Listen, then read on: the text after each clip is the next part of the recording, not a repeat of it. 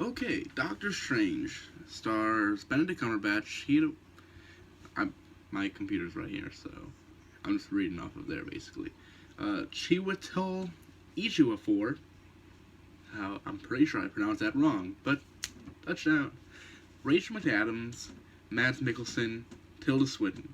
All great actors. They've all been in great things. I love them mostly. It was directed by Scott Derrickson. I've never seen any of his movies because they're all horror movies, like Sinister, Exorcism of Emily Rose, and Deliver Us from Evil. Never seen any of them, but I heard Sinister's pretty good. It's scary. So, Doctor Strange. It was okay. I liked it. Pros, the acting was fantastic. Benedict Cumberbatch, as always, is fantastic. He's never really had a bad role. He's great in Sherlock. He's great in Imitation Game. He's fantastic. Tilda Swinton. When is Tilda Swinton not bad? She's amazing. I love her. Matt Mikkelsen in this movie. While I didn't like his character, I'll get into that later. But I didn't like his character. He was very good. His performance made me, oh, that character isn't as bad. If they had a worse actor, I would not have liked that character at all. He probably would have made this movie be a lower grade. Yeah, she would hold Ejiofor, great, amazing, Baron Mordo, however you pronounce his name. One of my favorite characters. One of my favorite characters though is definitely Wong, the guy that's like, oh, I don't talk or I laugh. I don't laugh. What are you talking about? What's the laughter? What else do I like? Setup for sequel.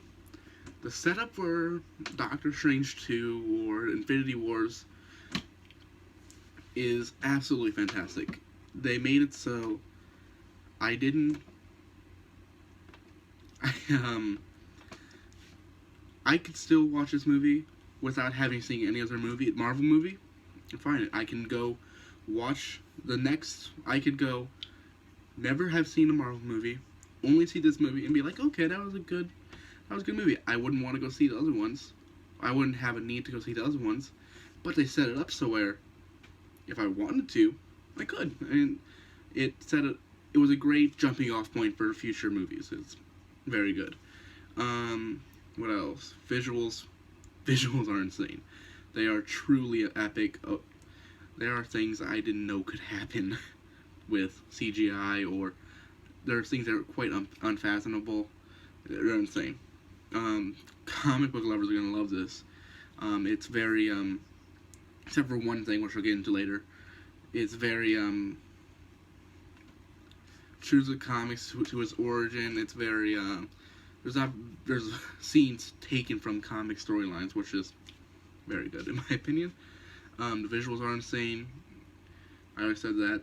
The pacing of this movie is very fast paced. It's very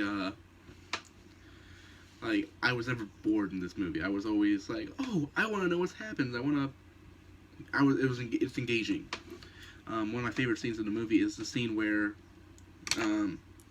Benedict Cumberbatch or Stephen Strange gets his hand broken. He's just like, oh no, I will do anything to get this. And it was a fantastic scene for where it was. The scene where he actually gets his hands broken in the car crash is insane. It's tense, it's suspenseful, it's very graphic. They didn't hold anything back. It's fantastic. Cinematography is great. I don't think there's a Marvel movie with bad cinematography. They're normally really good with that, but yeah. So now let me get into what was bad about the movie.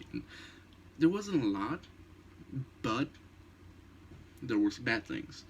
Villain, I forgot his name. Matt Nicholson. His character. He was garbage. I mean, he was kind of like, yeah, I really, really don't like you because you're opposing me. And I was like, I wish there was no reason for me to get behind the villain, or at least understand the villain, where he was coming from. A good villain is like, oh, yeah, I understand where you're coming from. Like in Casino Royale, another movie, Mads Mikkelsen's the villain. By the end of the movie, you're like, oh, now, yeah, I would in that situation, if I was put in the situation of that villain, I would definitely do the same thing, without a doubt. That villain isn't good in Doctor Strange. Um, there's a character in this movie that's in the comics, and they ruined him. I don't want to spoil who it is, but they ruined him. It kind of annoyed me. And I was just saying, the visuals were fantastic. I was just talking about it. I walked out of the movie, it was like, headaches. I had a headache, I took some Tylenol, I was like, no.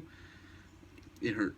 I mean, they were great, but it were too much. There's two sequences in particular that were just like, calm down, guys. Guys, calm down.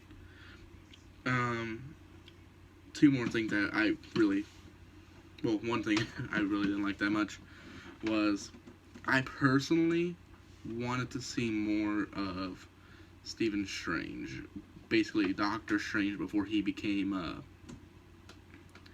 the magic person. Before I would just like to spend more time with him, just to get to know him better. I understand why they didn't. They were trying to get straight into the magic. They're trying to throw you in there, which I get it. But personally, I loved Stephen Strange as a character. I wanted to see more of him. But overall, I think it's mostly good movie. Definitely not the worst superhero movie, but not nowhere near the best. At least for this year. Definitely not the best. I wouldn't put it in my top 5 Marvel movies. No way. But still, it was really good. I enjoyed it. I walked out smiling with a headache. Yeah. If I were to give it a grade, which I will be doing now, I'm gonna give it a B. I think it's a pretty fair grade. But yeah.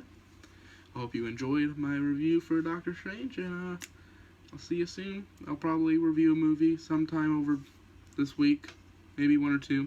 It depends. I don't know. Well, bye bye.